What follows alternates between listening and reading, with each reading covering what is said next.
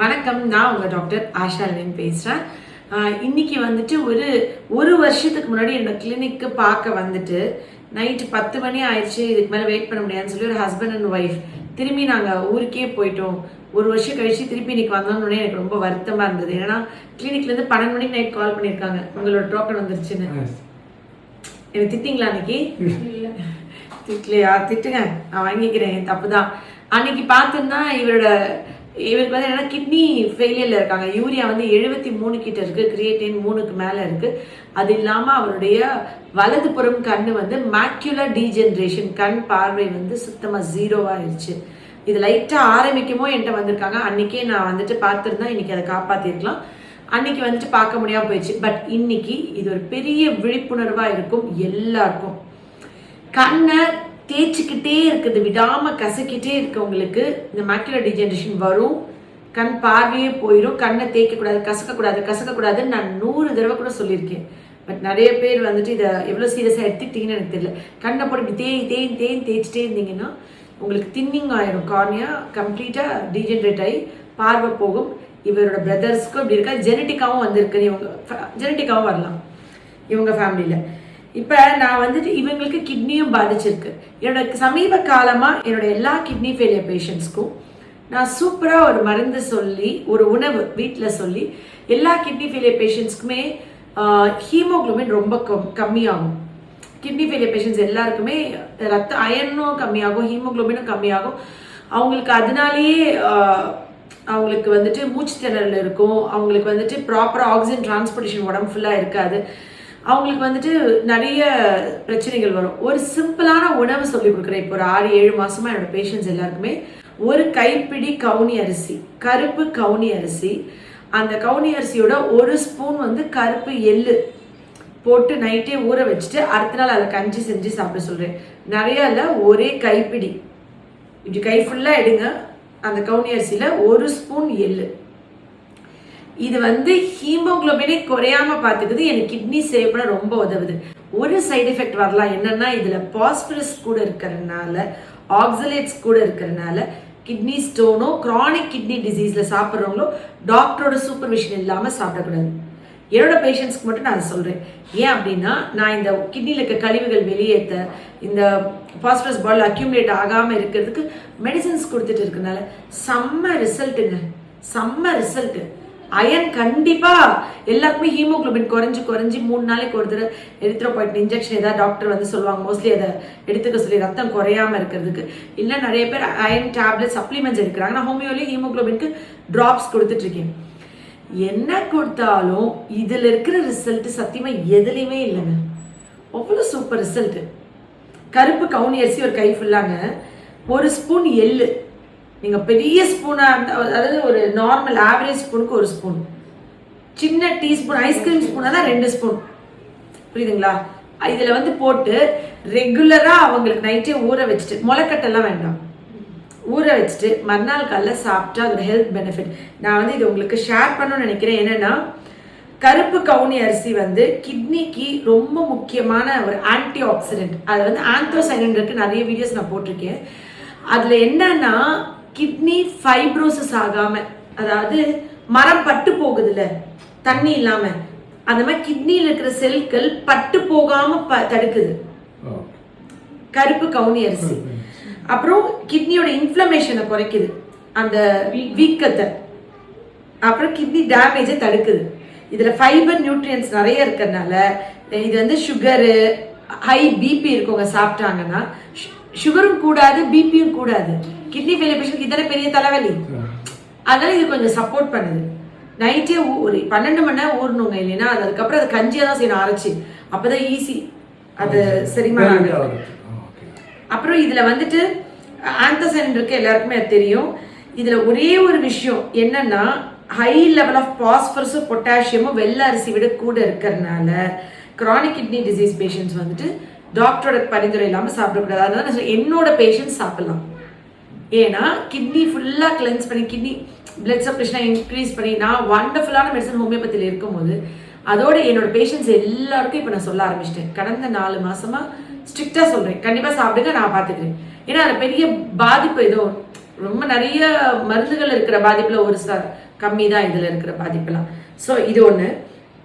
இதில் எள்ளு, இந்த எள்ளு வந்து கண்ணுக்கு என்னன்னா, குழந்தைங்களுக்கே எள்ளுருண்டை சாப்பிட்டு கொடுங்கன்னு நான் சொல்கிறேன். ஃபோன் டிவி நிறைய பார்த்துட்டு இருக்கவங்களுக்கு அதோடைய பேட் எஃபெக்ட்ஸ், இந்த ரேடியேஷனோட பேட் எஃபெக்ட்ஸை உடம்புலேருந்து எடுக்க எள்ளுருண்டை கொடுங்கன்னு ரொம்ப வருஷத்துக்கு முன்னாடியே போட்டு, ஐடியில் வேலை பார்க்குறவங்க, ஆன்லைன் கிளாஸஸ் அட்டென்ட் பண்ணுறவங்க, நிறைய லேப்டாப்பு சிஸ்டமில் ஒர்க் பண்ணுறவங்க, ஃபோன் யூஸ் பண்ணுறவங்க வந்து எள்ளுருண்டை சாப்பிட்டாங்கன்னா உடம்புல இருக்கிற அந்த டாக்ஸின்ஸ், ஃப்ரீ ரேடிக்கல்ஸை அது வெளியேற்றி உடம்பு டேமேஜ் ஆகாமல் தடுக்கும். எள்ளு வந்து ஜென்ரலாகவே நம்ம நிறைய சாப்பிடும் போது அது சாலட் அப்படியே தூவி பச்சையாவோ இல்லைன்னா அது சமைச்சோ எள்ளுருண்டையாக வறுத்து உருட்டி பவுடர் பண்ணியோ சாப்பிடும் போது எள்ளு வந்து நம்மளோட உடம்புல அதில் நிறைய B6 இருக்குங்க. எள்ளில் ஃபர்ஸ்ட் என்ன இருக்குன்னு உங்களுக்கு சொல்லிடுறேன். அயன், காப்பர், ஃபோலேட், B6 இது எல்லாமே ஹீமோகுளோபின் உற்பத்திக்கு, சிவப்பணுக்கள் உற்பத்திக்கு ரொம்ப உதவுது. நான் இது பழைய வீடியோ ஏற்கனவே போட்டிருக்கேன் ரொம்ப வருஷங்களுக்கு முன்னாடி. குழந்தைங்க வீட்டில் நிறைய ஃபோன் யூஸ் பண்ணுறாங்க, பிள்ளைங்களுக்கு அதனால பாதிப்பு வருது, அதனால அவங்க கண் பாதிப்பு வருது, கண் ஏதாவது கெட்டு போயிடும் அப்படி இப்படின்னு பயந்தீங்கன்னா எள்ளுருண்டை கொடுத்துருங்க. ஸோ அந்த ரேடியேஷன் அது ஒரு ஷீல்டு மாதிரி ப்ரொடெக்ட் பண்ணும். ஒரே இடத்துல உட்காந்து ரொம்ப நேரம் வேலை பார்க்குறாங்க, எள்ளுருண்டை சாப்பிட்டா தண்ணி தாக எடுக்கும், ஆட்டோமேட்டிக்காக தண்ணி குடிப்பாங்க நிறைய. உடம்பு நியூட்ரல், எள்ளு வந்து பெஸ்ட் மெடிசன். எள்ளில் நல்ல கொழுப்பு தான் இருக்குது, கெட்ட கொழுப்பே இல்லை. நிறைய விளம்பரங்களை தப்பாக விளம்பரம் பண்ணிடுறாங்க. ஆக்சுவலி எள்ளு வந்து அது பேரே நல்லெண்ணெய். ஏன் நம்ம முன்னோர்கள் அது பேரே நல்லெண்ணெய்னு வச்சாங்கன்னா, நல்ல எண்ணெய்னாச்சும் நீங்க சாப்பிடுவீங்கன்னு. ரத்த குழாய்கள்ல ரத்தம் உறையாம இருக்க, கொழுப்பு உறையாம இருக்க, கொழுப்பு போய் அது அத்திரோஸ்க்ளீரோட்டிக் டெபாசிட்ஸ்ன்னு சொல்லுவோம், அந்த மாதிரி ஃபார்ம் ஆகாம இருக்கிறதுக்கு எள்ளு வந்து அவ்வளோ சூப்பர் மெடிசன். அது வந்து அவ்வளோ நல்ல மெடிசன். இது எள்ளு உருண்டை வந்து பேஸ்ட் மாதிரி செஞ்சாங்கன்னா அது வந்து ஹைலி டைஜஸ்டபிள். அது பேர் வந்துட்டு ஆக்சுவலி வறுத்து பொடி பண்ணாலும் அது வந்து ஈஸியாக செரிமானம் ஆகக்கூடிய ஒரு விஷயம். எள்ளு வந்து chronic kidney disease patient, chronic kidney failure patients எந்த நவதானியம், சிறுதானியம், கொத்தமல்லி விதை கூட யூஸ் பண்ணக்கூடாதுன்னு நான் சொல்கிறேன் நானே. ஆனால் எள்ளு சாப்பிடுங்கன்றேன். எந்த விதைகளும் சாப்பிடக்கூடாது, எந்த விதைகள் உள்ள உணவு சாப்பிடக்கூடாது. கொய்யாக்காய் விதைனா கூட சாப்பிடக்கூடாது. கொய்யாக்காய் தோல் சாப்பிடலாம், ஆப்பிள் சாப்பிடலாம், பேரிக்காய் சாப்பிடலாம். பப்பாளி பழம் நம்ம விதை சாப்பிட மாட்டோம் ஆப்வியஸா, ஸோ பப்பாளி பழம் சாப்பிடலாம், பைனாப்பிள் சாப்பிடலாம். ஆனால் விதை உள்ளது எந்த விதையுமே சாப்பிடக்கூடாது. பாசி பருப்பு சாப்பிடலாம், தெளிந்த சாம்பார். நீங்கள் வந்து துவரம் பருப்புனா தெளிந்த சாம்பார் தான், பாசி பருப்பு சாம்பார் கொஞ்சம் யூஸ் பண்ணிக்கலாம். இட்லியில் போடுற உளுந்து சேர்த்துக்கலாம், அந்த அளவுக்கு தான் உளுந்து எடுத்துக்கலாம். 4 பங்கு அரிசி ஒரு பங்கு தானே உளுந்து கொடுக்கும், அந்த உளுந்து எடுக்கலாம். மிச்சப்படி உளுந்தங்களி சாப்பிடக்கூடாது. இதுதான் கிட்னி ஃபெயிலியர் பேஷண்ட்ஸ்க்கு. இத்தனை வருஷம் இதை தான் நான் சொல்லிட்டு இருந்தேன். முதல் தடவையா நீங்க எள்ளு சாப்பிடுங்க நான் பாத்துக்கிறேன் நான் என் பேஷண்ட் சொல்றதுக்கு காரணம் வந்து அவ்வளவு அழகா ஹீமோகுளோபின் 12-13 இருக்கு. ஹீமோகுளோபின் 12-13 இருக்கு. சுகர், பிபி கண்ட்ரோல் ஆகுது, பெருசா ஹைக் ஆகல. எனக்கு ஃப்ரீயா இருக்கு ட்ரீட் பண்ண கிட்னி பேஷண்ட்ஸ். யூரியா கிரேட்டின் குறைக்கிறது தான் ஹோமியோல அவ்வளோ சூப்பரா மெடிசன்ஸ் இருக்குல்ல. ஹோமியோல அவ்வளோ வண்டர்ஃபுல்லா மெடிசன்ஸ் இருக்கு. நான் இது கீழே நான் கண்டிப்பா அந்த ஹோமியோபதி மெடிசன்ஸ் போடுறேன். யூரியா கிரேட்டின் குறைக்கிறதுக்கே ஸ்பெசிஃபிக்கா மெடிசன் இருக்கு, வண்டர்ஃபுல்லா இருக்கு. ஒரு 3 மருந்து ஆட் பண்ணுறேன். மெடிசன்ஸ் நேம் நான் சொல்ல மாட்டேன், செல்ஃப் மெடிக்கேட் பண்ணிடுவீங்க. நீங்கள் குவாலிஃபைட் டாக்டர் பக்கத்தில் போய் பார்த்து எடுத்துக்கணும். என்னோட ஃபார்முலா வந்துட்டு நான் யூஸ் பண்ணுறது வந்து எல்லாமே டிக்ளேர் பண்ண முடியாது, ஏன்னா அவங்க எல்லாருமே அவங்களே செல்ஃப் மெடிக்கேட். எப்படி நான் வந்து 100 இருக்கு யூரியா. இப்போ எங்கிட்ட 2007 நம்ம திருப்பத்தூர் கிளினிக்லேருந்து அவரோட வீடியோ 4-5 தடவை போட்டிருக்கேன். வருஷம் ஒரு வீடியோ போடுவேன். அவர் பக்ரீத்துக்கெல்லாம் எல்லாரும் பங்கு பிரிச்சு கொடுப்பாங்க. அதுலேருந்து வந்து எனக்கு வருஷத்துக்கு ஒரு தடவை அவரால் என்ன முடியுமோ அதை கொடுப்பாரு. மிச்சப்படி வருஷம் ஃபுல்லாக ஃப்ரீ தான் அவருக்கு மெடிசன்ஸ். எப்பயாவது திடீர்னு வந்து ஒரு வருஷம் வந்து 5000 கொடுப்பாரு, திடீர்னு ஒரு வருஷம் இந்த வருஷம் 4000 வாங்கிக்கோங்க பாரு, திடீர்னு 3000 வாங்கிக்கோங்க பாரு.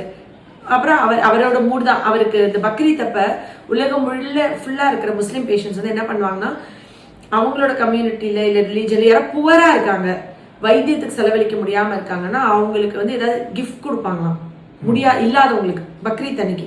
அந்த மாதிரி அவருக்கு பையன் இறந்து போயிட்டாங்க, பேத்திகளை வளர்க்கணும், அந்த பேத்திக்கு கல்யாணம் வரைக்கும் நான் இருந்தால் போதும். 2007 வந்து நீ இன்னும் 1 வாரம் தான் இருப்ப, டயாலிசிஸ் பண்ணல, நீ செத்துருவேன்னு சொல்லிட்டாங்க நாங்கள். ஆனால் அவர் என்கிட்ட இப்போ 2007 இப்போ 26 ஆகுது. எத்தனை வருஷமா இருக்காருன்னு பாருங்க. அடுத்த வருஷம் வந்துட்டா 20 வருஷம் ஆகுது. 19 இயர்ஸாக இருக்காரு. சர்தார் பாஷா அவர் பேரு.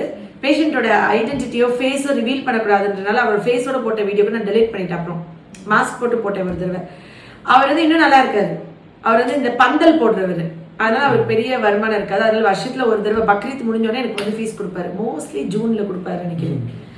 அப்போ வந்துட்டு அவர் வந்து சொல்லுவாரு, நான் வந்து இந்த பேத்திகள் வயசுக்கு வர வரைக்கும் இருக்கணும், ஒரு இது இப்போ கல்யாணம் பண்ணுற வரைக்கும் இருக்கணும். இப்போ போன வருஷம் சொல்றாரு, பேரன் பேத்திகள் கொள்ளு பேரன் பேத்தியை பார்த்துட்டா நான் போயிடுவேன், நீங்க என்ன வருஷத்தை கூட்டிகிட்டே போறீங்கன்னு. ஏன்னா டயாலிசிஸ் இல்லாம 19 வருஷம் நீங்க டயாலிசிஸே பண்ணி கிட்னியே மாத்தினாலும் மாத்தின கிட்னி எத்தனை வருஷம் இருக்கும்? கிட்னி டிரான்ஸ்பிளான்ட் பண்ணாங்க என் மாமனாருக்கெல்லாம், அவங்க 8 இயர்ஸ் இருந்தாங்க. எனக்கு தெரிஞ்சு கிட்னி டிரான்ஸ்பிளான்ட் பண்ணி எம்ஜிஆர் அவர்கள், சசிகலா மேம் அவங்க ஹஸ்பண்ட், இவங்கெல்லாம் கிட்னி மாத்துறாங்கன்னு நம்ம எல்லாருக்குமே தெரிஞ்ச விஷயம். அவங்க எல்லாமே எத்தனை வருஷம், அதிகபட்சமே 30 வருஷமா 40 வருஷமா இருக்க முடியாதுல்ல. ஆனா டயாலிசிஸே பண்ணாம ஹோமியோ மெடிசன்லயே ஒருத்தர் 19 வருஷமா இருக்காரு. எவ்வளவு சூப்பர்ல. அவர் அடுத்து வரமா பாருங்க, நான் வீடியோ போடுறேன், மாஸ்க் போட்டு அவருக்கு அடுத்து வீடியோ போடுறேன். அவரும் என்ன சொல்றது, கடவுள் வந்து என் மூலியமா அவருக்கு அந்த ஆயுசு காலங்கள் கொடுக்கறது எனக்கு பயங்கர சந்தோஷம். பட் அவருக்கு இந்த டிப்ஸை நான் சொல்லலை இன்னும், அவர் இப்ப சமீபத்துல இருந்து பார்க்கல. ஒரு கைப்பிடி கவுனி அரிசி, அதுல ஒரு ஸ்பூன் எள்ளு, அளவுக்கு மிஞ்சினால் அமிர்தமும் நஞ்சு. ஒயிட் ரைஸோட கவுனி அரிசியில பாஸ்பரஸ் கூட இருக்கு உண்மைதான், ஆர்சனிக் கூட இருக்கு உண்மைதான். ஆனா அது கிட்னி டேமேஜ் பண்ணாத அளவுக்கு தான் ஒரு கைப்பிடி. ஒரு கைப்பிடின்றது வந்துட்டு 50 to 100 கிராம்ஸ் தானே வரும். அதுக்கு மேல சாப்பிட்டாதான் உடம்புல லோடு. ஆனா இப்ப சாப்பிட்டா மருந்து, அது உங்களோட மருந்தோட சேர்த்து எடுக்கும்போது எனக்கு என்னோட மருந்தோட சேர்த்து எடுக்கும்போது எல்லாருக்குமே யூரியா கிரியேட்டின் குறைஞ்சிட்டு தான் இருக்கு. யாருக்கும் யூரியா கிரியேட்டின் கூடல, ஆக்சலேட்ஸ் கூட இருக்கிறதுனால எள்ளுல வந்து கிட்னி ஸ்டோன்லாம் இது உற்பத்தி ஆகல. ஹீமோகுளோபின் 12-13லயே மெயின்டைன் ஆகுது பேஷண்ட்ஸ்க்கு. அண்ட் அதில் ஃபைபர் கூட இருக்கிறதுனால சுகர் கூட இல்லை, பிபி கூட இல்லை. எல்லா பேஷண்ட்ஸ்க்கு என்ன சுகர் தாறுமாறாக கூட, பிபி தாறுமாறாக கூட என்னால் கண்ட்ரோல் பண்ணி வர முடியாது. அதுக்கு பயங்கரம் திருப்பி போய் நான் வந்து சுகர் பிபிக்கு அலோபதி மருந்தே போட்டுக்கோங்கன்னு சொல்லுவேன். நான் வெறும் கிட்னிக்கு தான் கொடுப்பேன், எல்லாத்தையும் என்னால் பார்க்க முடியாதுன்னு. இன்சுலின் போட்டு இன்சுலின் கண்டினியூ பண்ணிக்கோங்கன்றேன். அந்த இன்சுலின் போட்டுக்கிட்டே அந்த இது போட்டுக்கிட்டே இன்சுலினை கூட்டிகிட்டே போகிறதுக்கு இந்த கருப்பு கவுனி அரிசி சாப்பிட்டு அவங்களுக்கு சுகர் நல்லா மெயின்டைன் ஆகி அந்த இன்சுலின் டோசேஜ்லேயே மெயின்டைன் பண்ணிட்டு நாசத்து அது மோஷனே போகிறது இல்லை. எல்லா கிட்னி ஃபெயிலியர் பேஷண்ட்ஸ்க்கும் கான்ஸ்டிபேஷன் இருக்கும். உங்களுக்குமா எத்தனை நாளைக்கு ஒரு தடவை? 3 நாளைக்கு ஒரு தடவை மோஷனே. எல்லா கிட்னி ஃபெயிலியர் பேஷண்ட் என்ன சொல்ற ஒரே கம்ப்ளைண்ட், கான்ஸ்டிபேஷன். ஏன்னா தண்ணி அளவா குடிக்கணும், தண்ணி கூட குடிக்க முடியாது. ஸோ இது இறுகிறது, நார்சத்து உள்ளது நிறைய எடுத்துக்க முடியாது, எந்த கீரையுமே எடுக்க முடியாது அரைக்கீரை தவிர. ஸோ அவங்களுக்கு நிறைய ரெஸ்ட்ரிக்ஷன்ஸ் இருக்கும்போது அவங்களுக்கு மோஷனே போல, அதுதான் டார்ச்சரா இருக்கும் அவங்களுக்கு. எல்லாரும் என்னையே நான் அதுக்கு மருந்து கொடுப்பேன். நான் வந்துட்டு ஹோமியோல அந்த மெடிசன்ஸ் கொடுக்குற இந்த கவுனி அரிசியும் இந்த இதுவும் சரியான ஃபைபர் இல்ல, காம்பன்சேட் பண்ணுது. எனக்கு அவ்வளவு சப்போர்ட் பண்ணுது. கான்ஸ்டிபேஷன் இருக்கிறதுல ஆட்டோமேட்டிக்கா எனக்கு வந்து சுகர் பிபி கூடல, ஹீமோகுளோபின் தாறுமாறா கூடிருது. எனக்கு உப்பு குறைக்குது அல்வா சாப்பிட்ற மாதிரி. எனக்கு எவ்வளவு ஈஸியா இருக்கும் இப்ப. சோ இது இப்ப கண்ணை மூடிட்டு முதல்ல அவ்வளவு யோசிச்சேன், ரொம்ப இது பண்ணணுமா பண்ணக்கூடாதா, இது கொடுக்கலாமா கொடுக்க கூடாதா, எந்த பயிர் வகை, எந்த நவதானியம், எந்த சிறுதானியம், எந்த புரோட்டீன் எந்த வகையில எடுக்கக்கூடாதே, இது எப்படி என்ன பண்றது அப்படின்னு. ஆனா கவுனி அரிசின்றது புரோட்டீன் கிடையாது, அரிசி கார்போஹைட்ரேட். சோ எனக்கு அது ரொம்ப நிம்மதியா இருக்கு. இன்னைக்கு உங்க மூலியமா உலகம் முழுக்க உள்ளவங்களுக்கு ஒரு விழிப்புணர்வு. நிச்சயமா இது வந்து ஒரு பெரிய It's our immense pleasure. Thank you. கடவுள் வந்துட்டு உங்க மூலமா அதை பண்ணணும்னு சொல்லியிருக்காங்க. எள்ளு செசாம் சீட்ஸ்ன்னு சொல்லுவாங்கல்ல, எள்ளு எண்ணெய். அந்த எள்ளு வந்துட்டு vitamin E, omega 6 fatty acids, anti oxidants இதெல்லாம் இருக்கிறதுனால, இதுல வந்து ஜிங்க், கோஎன்சைம் Q10 இருக்கிறதுனால மேக்குலர் டிஜெனரேஷனை தடுக்குது. எள்ளு எப்படி கிட்னிக்கு நல்லது அதை பார்த்துருவோம் ஃபர்ஸ்ட், சரிங்களா? எள்ளு வந்து கிட்னியில antioxidant, anti inflammatory properties இதுல இருக்கிறதுனால கிட்னியோடைய ஃப்ரீ ரேடிக்கல் டேமேஜை தடுக்குது. உடம்புல இருக்கிற ஃப்ரீ ரேடிக்கல்ஸும் டாக்ஸின்ஸும் கிட்னியை வந்து டேமேஜ் பண்ணாம, நம்ம எடுத்துக்கிற உணவுலையோ நம்மளுடைய வாழ்க்கை முறையிலையோ நச்சுக்கள் போய் என் கிட்னியை அழிக்காம, கிட்னியை கெட்டு போக விடாம இந்த கருப்பு எள்ளு தடுக்குது, சரிங்களா? அதுக்கப்புறமா வந்துட்டு இது வந்து இப்போ நம்ம உணவு முறை, புவர் டயட், டாக்ஸின்ஸ், கிரானிக் டிசீஸ்னா என்ன? Sugar, pressure. இதனால என் கிட்னி செல்கள் அழிஞ்சு போகாம தடுக்கக்கூடிய ஒரு உணவு வந்து கருப்பு எள்ளுன்னு போட்டிருக்காங்க. இது அப்படியே நம்ம டைரக்டா சொல்றத விட படிச்சு காமிச்சு சொன்னா எவிடன்ஸோட சொல்ற மாதிரி மக்கள் மனசுல இருக்கும். அதுக்காக இப்ப வச்சுக்கிற முன்னால படிச்சு சொல்லவே மாட்டேன். ஃபைட்டிங் ஆக்சிடேட்டிவ் ஸ்ட்ரெஸ், அதாவது எள்ளுல lignan, rich in lignans like sesamol, sesame seeds தானே அது பேர், பொட்டானிக்கல் நேம். அதுல வந்து இருக்கிறது வந்து செசமால். அந்த செசமால்ன்றது ஒரு லிக்னன். அது என்ன பண்ணுதுன்னா உடம்போட நேச்சுரல் பாடி இம்யூனிட்டியை பூஸ்ட் பண்ணி, ஆன்டி ஆக்சிடென்ட் என்சைமை பூஸ்ட் பண்ணி கிட்னி செல்கள் செத்து போகாம, prevent kidney sell death and kidney damage. Sell death, ஒரு செல்லு செத்து போகாம, கிட்னில இருக்கிற செல்லு செத்து போகாமையும் அந்த டிஷ்யூ டேமேஜ் ஆகாமையும் தடுக்குதான் கருப்பேல்.